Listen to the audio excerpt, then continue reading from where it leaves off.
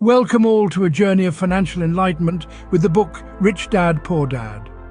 Penned by the insightful Robert Kiyosaki, this book has become a beacon, illuminating the path to financial literacy for countless people across the globe. Revered as a cornerstone of financial education, this book doesn't simply teach you about money. Rather, it alters your perception, allowing you to view the world of finance through a more discerning lens. If you've already read the book, you might be wondering why you should stick around. Well, here's why. We're not merely summarizing the book. We're dissecting it, delving deeper into the core lessons, and presenting them in a manner that's both engaging and easy to understand. So even if you've devoured every page, there's still more to glean from this financial masterpiece. Stick around as we delve into the 7 life-changing lessons from this revolutionary book. The first lesson from Rich Dad, Poor Dad is that the rich do not work for money. A simple sentence, yes, but it's a paradigm shift for many. You see, the wealthy operate differently. Instead of trading hours for pounds or whatever your local currency might be, they invest in assets. These assets, whether they are real estate, stocks, bonds or businesses, generate income for them. And here's the kicker. This income doesn't stop pouring in when they clock out for the day or take a vacation. It's a continuous stream, a river of wealth that flows whether they're working, sleeping or sipping a cocktail on some sun-drenched beach. They're not shackled to a desk. Their worth isn't determined by a job title or a paycheck. Instead, their financial stability and growth are fueled by their investments.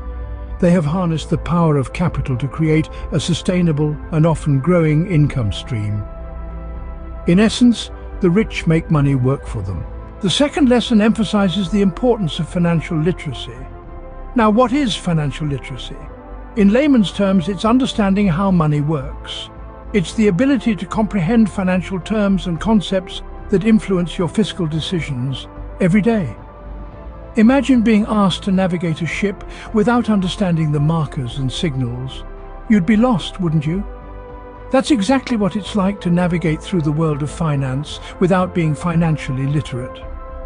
It's imperative to understand terms like assets, liabilities, income and expenses. A clear understanding of these terms can make a world of difference. It can help you make better decisions, manage your money more effectively, and even identify investment opportunities that others might miss. Understanding these principles will not only help you manage your personal finances better, but it will also enable you to leverage the power of money to work for you. Remember, knowledge is the new money. The third lesson from the book is to mind your own business. This doesn't mean to ignore the needs of others, but to focus on your own financial affairs. It's about understanding that your job is not your business. Your business is where you invest your time and energy to build wealth. In the world of finance, minding your own business translates to creating and maintaining your sources of income. These could be investments in real estate, stocks, bonds, or even starting your own company. It's about realizing that your paycheck is not your security, but your financial intelligence is. It's about not getting caught in the trap of living paycheck to paycheck, but instead building assets that generate income. It's about not being solely reliant on your job for income, but creating multiple streams of income that work for you even while you sleep. This lesson is a call to action. Take control and responsibility for your financial future. Lesson 4 delves into the world of taxes and corporations. The tax system is a complex maze, but with the right knowledge, it can be navigated. One of the secrets of the wealthy is how they use corporations to their benefit. Corporations are not just for the mega-rich, they are tools that can be utilized by anyone to shield their wealth and reduce their tax burden. Consider this. When a typical employee earns, they pay taxes first and then spend what's left. However, a corporation earns, spends and then pays taxes on what remains. This fundamental difference allows corporations to legally minimize their taxes, freeing up more resources for investment and growth. The rich understand this and use corporations as a vessel to protect their wealth from excessive taxation.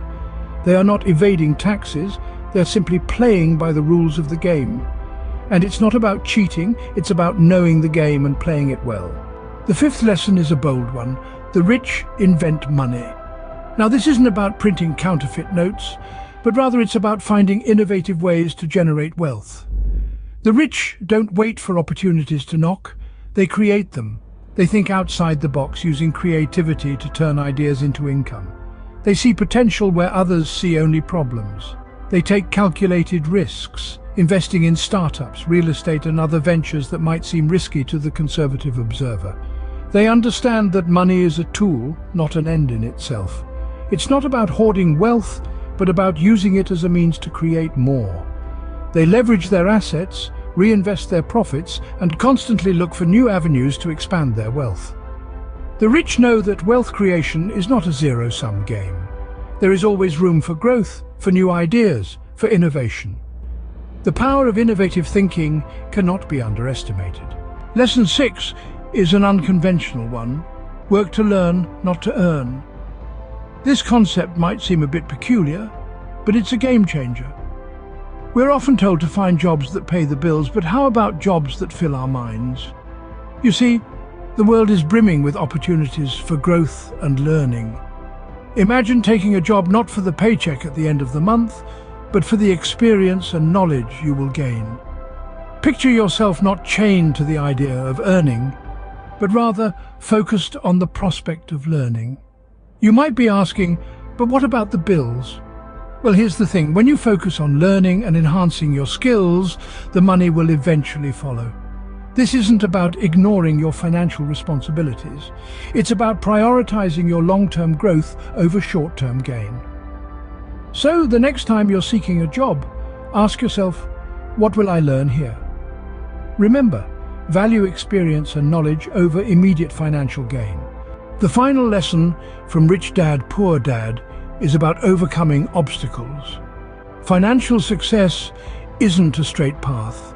It's a journey filled with twists and turns, replete with mountains to climb and valleys to traverse.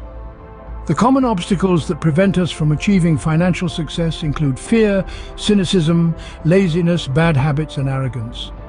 Fear is a powerful emotion that can paralyze us into inaction. But remember, every rich person started with fear and conquered it. Cynicism, on the other hand, can blind us to opportunities. To overcome this, we must learn to see potential where others see none. Laziness and bad habits can drain our resources. To combat these, we must cultivate discipline and develop good financial habits. And lastly, arrogance, the belief that we know it all. To counter this, we must commit to lifelong learning. In the end, the key to overcoming these obstacles is self-awareness, discipline, and a thirst for knowledge. Face your fears, overcome your obstacles, and march towards financial freedom. But remember, knowing these lessons is only the start.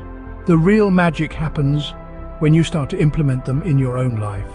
Start small, take one step at a time, and before you know it, you'll be on your way to financial freedom. So what's your next step? Are you ready to take control of your financial future? Remember, the journey of 1,000 miles begins with a single step. If you enjoyed this video, show us some love by liking, sharing, and subscribing. Until next time, here's to your financial freedom.